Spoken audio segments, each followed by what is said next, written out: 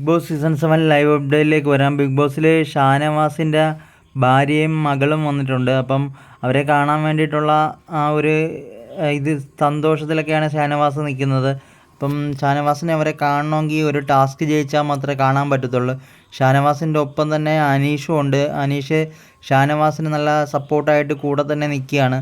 അപ്പം ഇവർ രണ്ടുപേരും നല്ല ഒരു സന്തോഷത്തോടെ നിൽക്കുകയാണ്. അങ്ങനെ ഇവർ നിൽക്കുന്നത് ആക്ടിവിറ്റി ഏരിയയിലാണ്.